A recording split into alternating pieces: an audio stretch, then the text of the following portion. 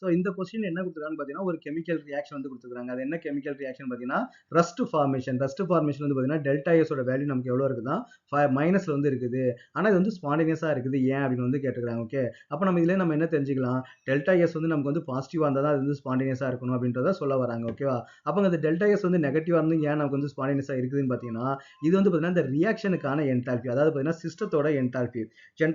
ஜென்ரலாக வந்து என்ன பண்ணா நம்ம டெல்டா எஸ் வந்து பார்த்தீங்கன்னா டோட்டலாக தான் நம்ம வந்து கால்குலேட் பண்ணணும். டோட்டல் வந்து பார்த்தீங்கன்னா டெல்டா எஸ் வந்து பார்த்தீங்கன்னா சிஸ்டத்துக்கு இருக்கணும், ப்ளஸ் வந்து பார்த்தீங்கன்னா டெல்டா எஸ் வந்து சரௌண்டிங்ஸும் நமக்கு வந்து இருக்கணும். ரெண்டுமே நம்ம சேர்த்து நம்ம கால்குலேட் பண்ணால் தான் நமக்கு என்ன கிடைக்கும் பார்த்தீங்கன்னா டோட்டல் டெல்டா எஸ் வந்து கிடைக்கும்.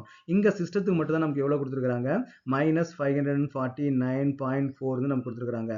அப்போ டெல்டா எஸ் சரௌண்டிங்ஸ் நம்ம எப்படி கால்குலேட் பண்ணலாம்னு பார்த்தீங்கன்னா டெல்டா எஸ் சரௌண்டிங்ஸ் வந்து நம்ம எப்படி கால்குலேட் பண்ணலாம், minus delta H divide by T வந்து நம்ம வந்து யூஸ் பண்ணணும். அப்போ நமக்கு என்ன கொடுத்துருக்காங்க, இங்கே வந்து டெல்டா ஹெச்சோட வேல்யூ வந்து கொடுத்துருக்காங்க. அப்போ இங்கே மைனஸ் இருக்குது, மைனஸ் ஆஃப் மைனஸ் நமக்கு என்ன கண்டிப்பாக வந்து ப்ளஸ் ஆகிடும். அப்புறம் இங்க டெம்பரேச்சர் வந்து கொடுத்துருக்காங்க.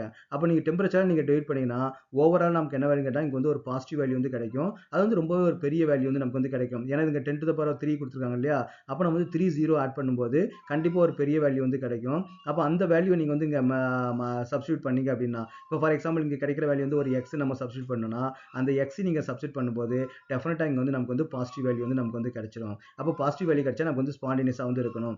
ஏன் டெல்டா எஸ் வந்து பாசிட்டிவா இருக்கணும்னு பார்த்தீங்கன்னா ஸ்பான்டேனியஸ்க்கு வந்து நமக்கு ஃபார்முலா என்ன பார்த்தீங்கன்னா delta G is equal to delta H minus T into delta S இல்லையா. அப்போ அந்த டெல்டா ஜி வந்து நமக்கு வந்து நெகட்டிவாக இருந்தால் தான் நமக்கு வந்து ஸ்பான்டேனியஸாக வந்து இருக்கணும். இந்த டெல்டா ஜி வந்து நெகட்டிவாக இருக்கணும். அப்போ அந்த டெல்டா ஜி நெகட்டிவாக இருக்கணும் அப்படின்னா அப்போ நமக்கு என்ன இருக்குன்னு பார்த்தீங்கன்னா இந்த டெல்டா எஸ் வந்து நமக்கு பாசிட்டிவாக இருக்கணும். அப்போ அந்த டெல்டா எஸ் பாசிட்டிவாக இருந்துச்சுன்னா அப்போ டெம்பரேச்சரும் கண்டிப்பாக பாசிட்டிவாக தான் இருக்கும். நம்ம வந்து -10 சொல்ல மாட்டோம். ஓகேவா, 0 டிகிரி சென்டிகிரேட் அந்த மாதிரி தான் சொல்லுவோம். அப்போ டெம்பரேச்சர் வந்து பார்த்தீங்கன்னா மேக்ஸிமம் வந்து பாசிட்டிவாக தான் இருக்கும். அப்போ இந்த பாசிட்டிவ் மல்டிப்ளை பண்ணும்போது இது பெரிய வேல்யூவா வந்து இருக்கும். அப்போ டெல்டா ஹெச் வந்து பார்த்தீங்கன்னா ஸ்மால் வேல்யூவா இருக்கணும், இல்லைன்னா இது நெகட்டிவா இருந்துச்சுன்னா அப்போ ஓவரால் நெகட்டிவா வந்து வந்துடும். அதே டெல்டா எஸ் வந்து நெகட்டிவா இருந்துச்சுன்னா இந்த நெகட்டிவ் நமக்கு வந்து பிளஸ்ஸா வந்து மாறிடும். அப்போ டெல்டா ஜி வந்து பாசிட்டிவா வரது வந்து பாசிபிலிட்டிஸ் இருக்குது. அதனால டெல்டா எஸ் வந்து எப்பவுமே நமக்கு வந்து பாசிட்டிவா இருந்துச்சுன்னா அது வந்து ஸ்பான்டேனியஸா இருக்கிறதுக்கு மோர் பாசிபிலிட்டிஸ் ஆர் தேர்.